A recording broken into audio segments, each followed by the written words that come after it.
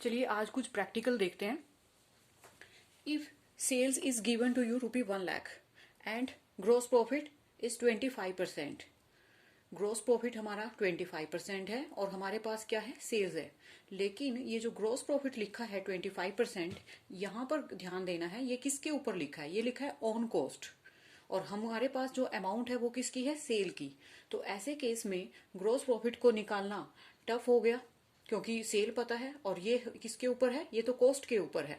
Then find out gross profit. तो हम कैसे फाइंड आउट करेंगे, तो देखो यहां पर हम कॉस्ट को लेट कर लेते हैं 100 और ये जो ग्रोस प्रॉफिट था ये गिवन था कॉस्ट के ऊपर 25%। तो ये इस तरीके से 25 बनेगा। ये देखो अगर कॉस्ट 100 है तो उसके ऊपर 25% कितना, 25/100। हम इसीलिए इसको 100 लेट करते हैं ताकि वो परसेंट से पूरा पूरा कट जाएगा। तो हमने यहाँ पर ग्रोस प्रॉफिट सीधा 25 ले लेना है।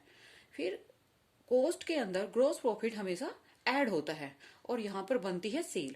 तो सेल एक तरीके से कितनी हो गई, 125। और सेल का हमको अमाउंट कितना दे रखा था, यहाँ पर क्वेश्चन में देखें अगर 1,00,000, तो सेल का अमाउंट था 1,00,000। और अगर हम ये लेट अज्यूम वाले मेथड से देखें तो सेल कितनी बन रही है, 125। तो इसका मतलब ये जो 1,00,000 रुपीज है इसका जो अज्यूमिंग फिगर है वो है 125। तो इस 1,00,000 को इसके जो अज्यूमिंग फिगर 125 बना हुआ है उससे डिवाइड कर लेंगे और जो हमको निकालना है जैसे कि ग्रोस प्रॉफिट उससे मल्टीप्लाई कर लेंगे। ध्यान रखना जब भी कोई चीज निकालनी होती है तो हमेशा वो मल्टीप्लाई में आएगी। जैसे कि नेक्स्ट में अगर देखें तो हम कॉस्ट निकाल लेते हैं तो उसमें मल्टीप्लाई में हमने 100 किया है, क्यों, क्योंकि कॉस्ट हमारी कितनी है, 100 अज्यूमिंग फिगर।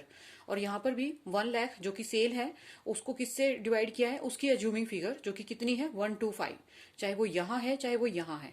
और अकॉर्डिंगली हमारे पास आंसर क्या आएगा, ग्रोस प्रॉफिट आ जाता है 20,000 और कॉस्ट आ जाती है 80,000। अब अगर हम इन दोनों को टोटल भी करके देखते हैं 20 और 80, यानी कि 20,000 का ग्रोस प्रॉफिट और 80,000 की कॉस्ट, तो हमारे पास वही आएगा आंसर निकलकर, क्या, सेल हो जाएगी 1,00,000।